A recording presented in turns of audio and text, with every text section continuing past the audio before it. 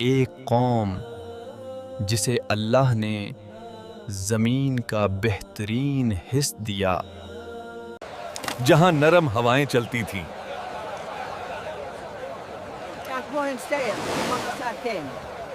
زرخیز زمین تھی،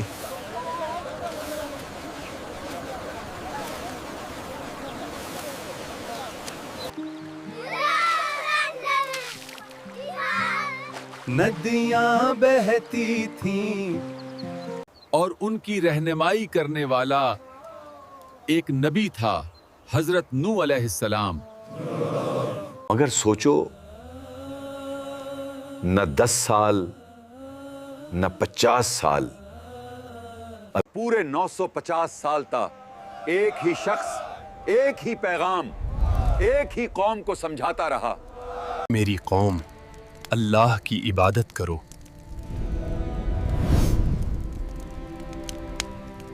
صرف اللہ کی عبادت کرو ورنہ عذاب آئے گا۔ اور جواب میں مذاق، طنز۔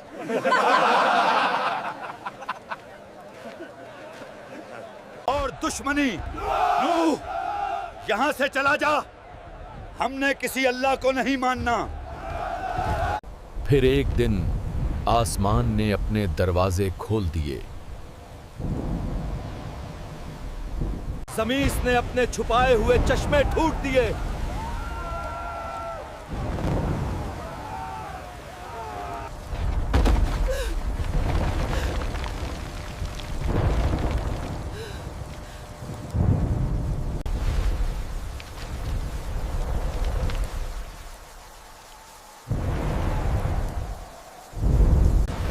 اور سب کچھ ایک گہرے طوفان میں ڈوب گیا۔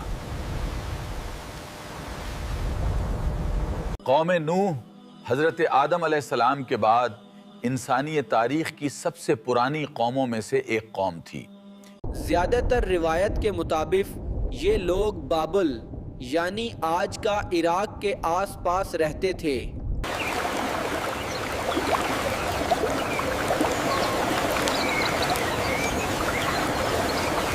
زمین حسین،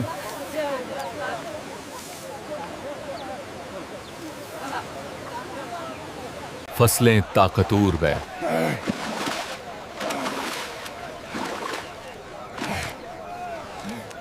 جسم لمبے اونچے، پہاڑوں جیسی قوت، شکر الحمدللہ۔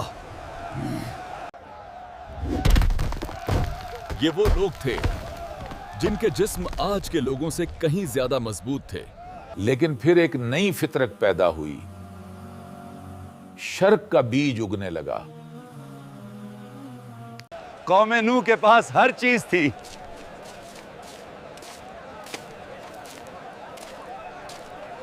مگر سب سے بڑی نعمت توحید وہ بھول گئے۔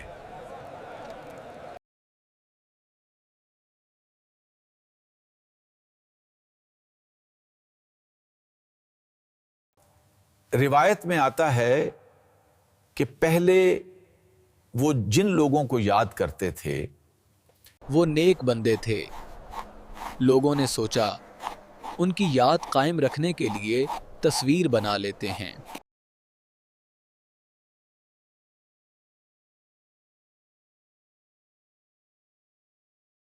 تعظیم سے سجدہ اور سجدے سے شرک شروع ہو گیا۔ اے ہمارے معبود، ہماری مشکل آسان کر دے، ہماری زندگی میں سکون دے دے۔ قرآن بتاتا ہے، اور انہوں نے کہا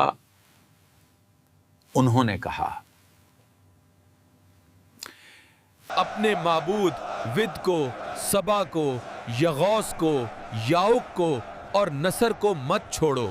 یہ پتھر بن چکے تھے۔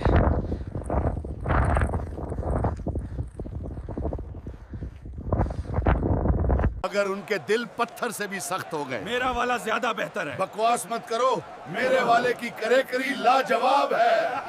اسی قوم کے حوالے سے کچھ روایتوں میں ایک اور عجیب ہستی کا ذکر ملتا ہے۔ اوج بن عنون اس کا ذکر قرآن میں نہیں، صرف کچھ قدیم روایتوں میں ملتا ہے۔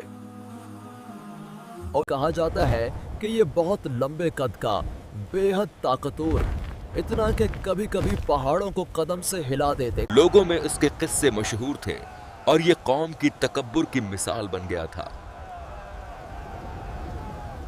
یہ روایت اصل میں ایک سبق تھی کہ جب قوم تکبر میں آتی ہے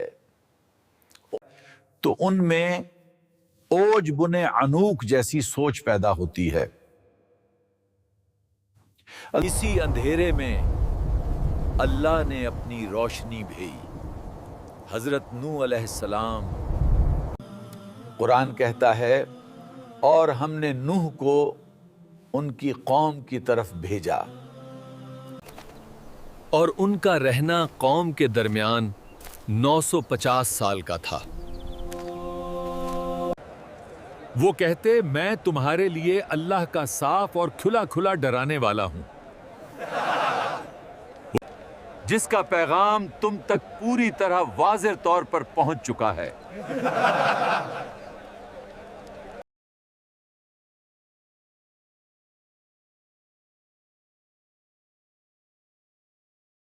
انگلیاں کانوں میں ڈالتے، چادریں لپیٹ لیتے اور سختی سے کہتے ہم تمہاری بات نہیں سنیں گے۔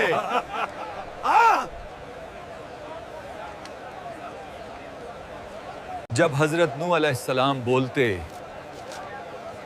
کچھ چہروں پر نرمی آ جاتی، مگر پھر سردار آ کر ان کا ہاتھ پکڑ کر کہتے ہیں، چھوڑ اس کو، یہ تو صرف ایک آدمی ہے، غریب، کمزور۔ اگر اللہ کو کوئی پیغام بھیجنا ہوتا تو کسی امیر کے ذریعے بھیجتا۔ سوچو 1-2 سال نہیں، 950 سال کی دعوت، دن میں بھی۔ میری قوم اللہ سے ڈرو اور میری اطاعت کرو، میں تمہارا خیر خواہ ہوں۔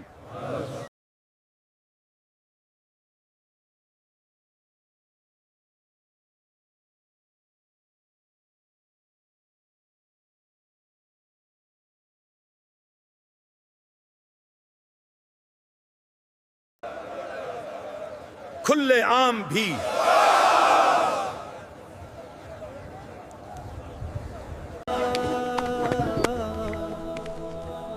نرمی سے بھی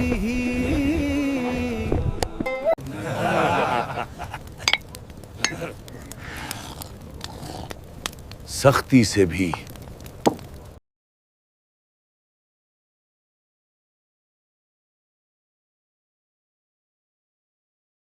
توبہ کرو، اللہ تم پر بارشیں برسائے گا، مال دے گا، اولود دے گا، باغات اگا دے گا، اور تمہاری طاقت اور بڑھ جائے گی۔ مگر جواب مذاق۔